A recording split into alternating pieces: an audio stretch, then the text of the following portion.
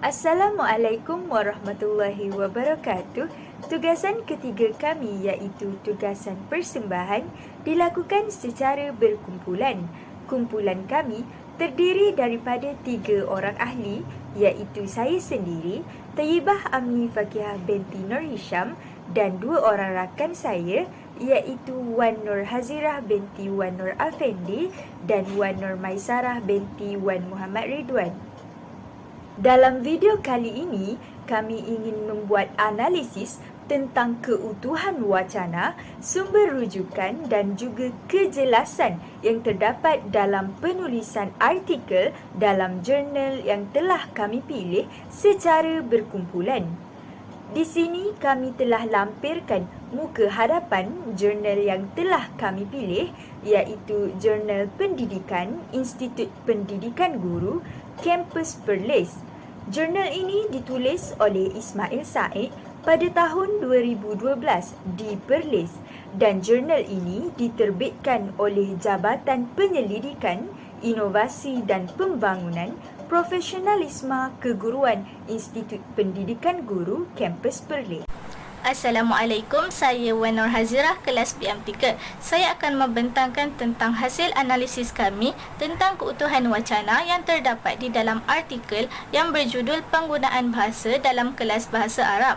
Terlebih dahulu, saya akan memperincikan makna keutuhan dan wacana.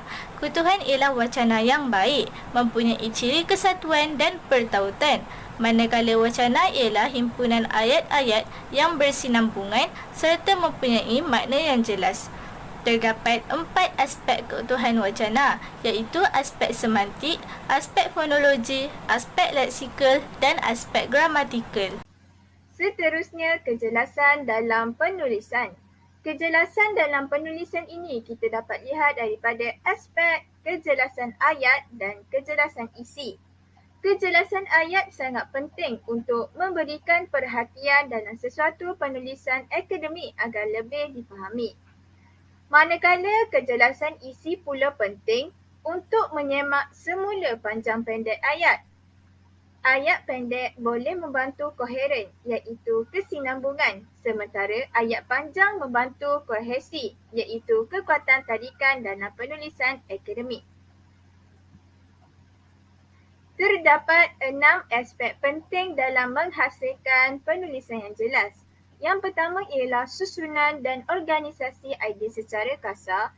Yang kedua adalah memaklumkan pembaca perkara yang ingin disampaikan. Yang ketiga, kekal fokus kepada isi utama. Yang keempat, jadikan penulisan menarik. Yang kelima ialah tulis untuk sasaran pembaca. Yang keenam ialah kaitkan isi dalam perenggan kohesif dengan idea utama. Sebentar tadi kita ada menyebut tentang kohesi dan koheren. Jadi, apa itu kohesi dan koheren? Kohesi merupakan ciri-ciri linguistik yang membantu menghubungkan satu urutan ayat sehingga melahirkan sesuatu teks yang padu atau memperlihatkan pautannya. Kohesi juga merupakan aspek formal bahasa dalam wacana atau teks.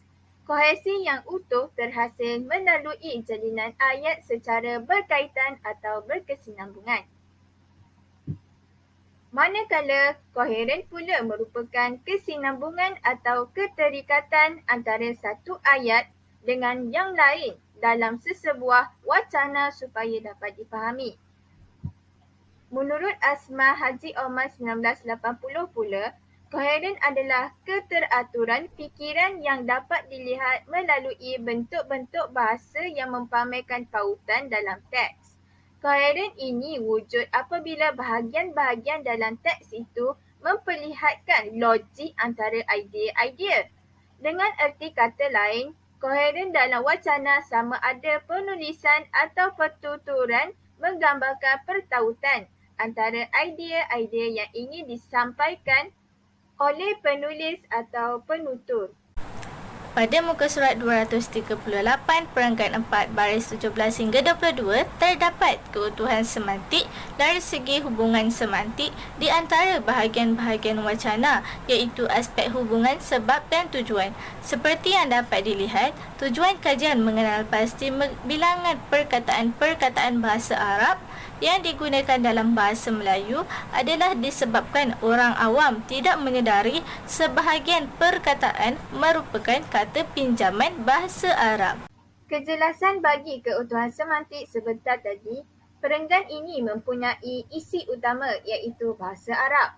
Dalam ayat pertama, ia menceritakan tentang penyebaran bahasa Arab. Seterusnya ia berkembang. Dalam ayat kedua ini menceritakan pula tentang perkataan-perkataan bahasa Arab. Dalam ayat ketiga, ia menceritakan lebih lanjut tentang perkataan-perkataan bahasa Arab. Jadi, ayat pertama hingga ayat ketiga ini saling berkait kerana hanya memfokuskan tentang bahasa Arab. Seterusnya, pada muka surat 238 perenggan 5 baris 23 hingga 27 terdapat keutuhan leksikal bagi aspek unsur bersambut. Ayat atau hujah seterusnya saling berkait dengan ayat sebelumnya dengan penggunaan perkataan manakala. Kedua-dua ayat itu berkaitan tentang jumlah perkataan bahasa Melayu yang berasal daripada bahasa Arab. Seterusnya, kejelasan bagi keutuhan leksikal dalam perenggan ini mempunyai perbandingan. Walaupun wacana tersebut mengandungi perbezaan, tetapi mereka tetap memfokuskan tentang bilangan perkataan bahasa Arab yang telah digunakan dalam bahasa Melayu. Tambahan pula, kohesi dapat ditonjolkan melalui kata penghubung, iaitu manakala, menyebabkan ayat itu berkait dengan ayat sebelumnya. Pada muka surat 238 perenggan 3 baris 12 hingga 16 pula terdapat keutuhan leksikal bagi aspek hiponim. Aspek hiponim bermakna sesuatu perkataan merupakan sebahagian daripada makna perkataan lain. Contoh yang dapat diketengahkan ialah frasa yang digariskan dengan warna biru merujuk kepada frasa yang digariskan dengan warna hitam. Untuk lebih jelas, bahasa-bahasa ini merujuk kepada bahasa Inggeris, Arab, Perancis, Belanda, Jerman, Jepun, Cina dan Melayu. Dalam perenggan tadi mempunyai kejelasan susunan dan organisasi idea secara kasar, iaitu ayat pertama merupakan pengenalan kepada apa yang hendak diceritakan. Dalam ayat yang kedua, ia mengaitkan dengan tajuk wacana. Manakala dalam ayat yang ketiga, ia menerangkan lebih lanjut tentang ayat yang kedua. Hal ini dapat mengaitkan isi dalam perenggan kohesif dengan idea utama.